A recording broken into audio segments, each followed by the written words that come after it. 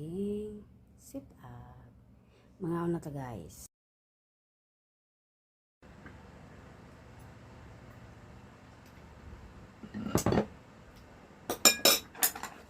Kain na guys. Igaptag sabaw guys.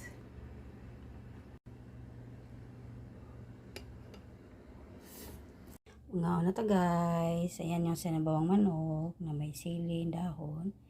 Ayan yung tofu. Ayan yung sinugbang pan. Mga butangan natin na biyahe. Iluan na nato. Kay inisa na natin kay gamitin salad. Mga kabiyahe. Nato ang lasa nato ang yakisoba. Dahon sili, mga kabiyahe. Ala. Sili, sinabawang manok, kaayo nga pansit, yakisoba, yan gulay. Yan. Yakisoba mga kabilang. Gulay. Ang gulay. Ang ating sinabawang manok. Lagyan na natin ng kalabasa, lagyan natin ng sili. Yan.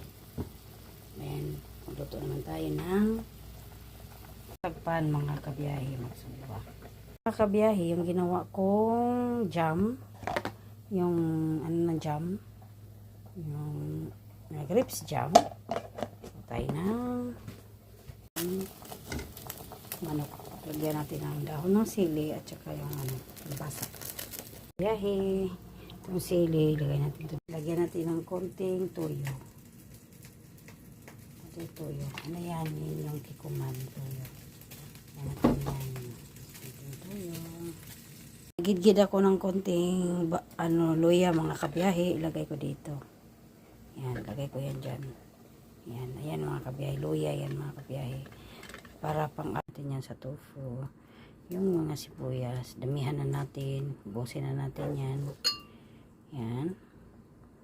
Good for the eyes yan mga kabiyahe, para sa kabiyahe. Pag-asa na natin, kinuha natin doon.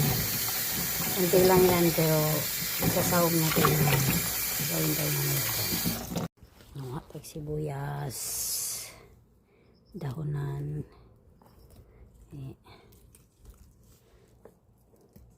Magkuhan kong tupo.